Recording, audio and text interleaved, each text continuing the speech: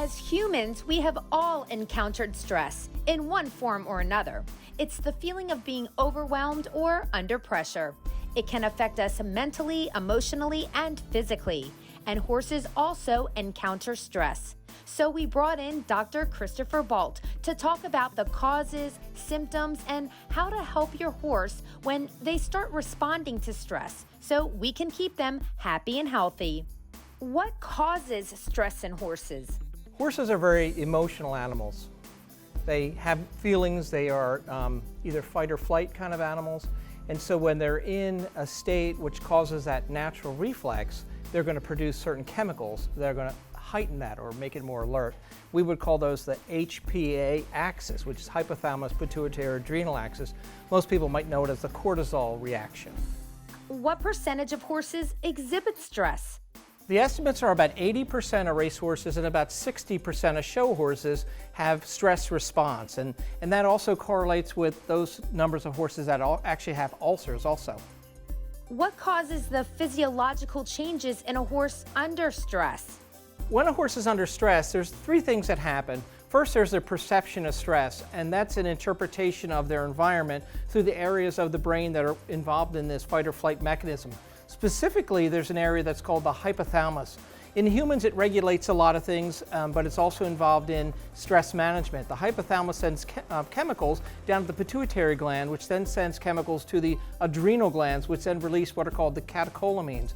And the catecholamines are things like epinephrine, norepinephrines, and the things that are very excitatory. It also produces what they call the sugar, salt, and sex hormones, one of those being cortisol and cortisones. And those will be involved in inflammatory response, blood glucose regulation, and stress-related disorders. What symptoms would I notice?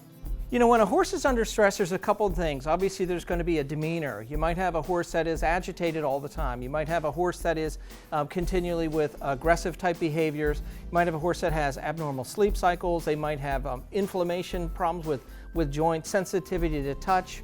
They're very antisocial.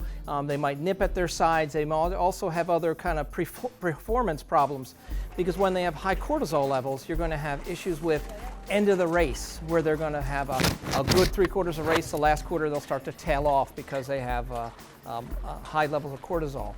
They'll have issues with tying up, as people might recognize. And tying up is when two muscles in the hind end, the medial gluteal muscle and the semimembranosus, which is one of the hamstring muscles, they're two of the largest muscles, but because the sugar metabolism of the horse is off because of stress, those muscles don't get enough sugar, and as a result, they'll tie up on the horse. What can I do to help my horse's stress response? You know, being an emotional animal, horses need routine. There's a couple things that I always recommend for a barn, and I think that the horses, being social, need to have interactions with other horses if possible. If they can't be in a field with them, which would be normal, natural horse behavior, most likely they should be in an area where they could either see the horse across, where they can somewhat interact with the horse next to them. That's one thing. We also need to have things like making sure their nutrition is right. Access to hay keeps their blood sugar normal. High grain, starchy diets has ups and downs of the glucose load, which puts a lot of stress on the horse. Horses like routine. It's very important that they're handled by the human also on a regular basis. So those are three of the things that are very important to maintain a stress. We also want to make sure that they're not overtrained. We know that overtraining is pretty significant in determining stress level on a horse.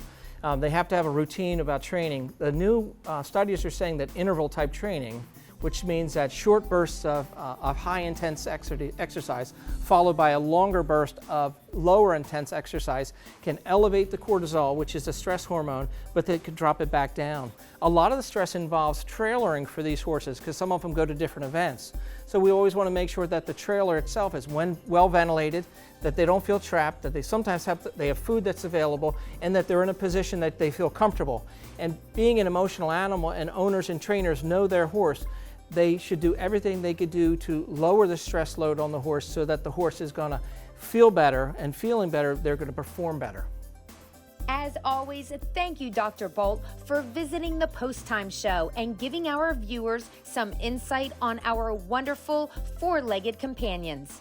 And to those watching, there are several educational features with Dr. Baldt covering an array of different equine topics on our YouTube channel at youtube.com/posttime-show. By the way, if you would like to contact Dr. Baldt, just log on to his website at drbaldt.com.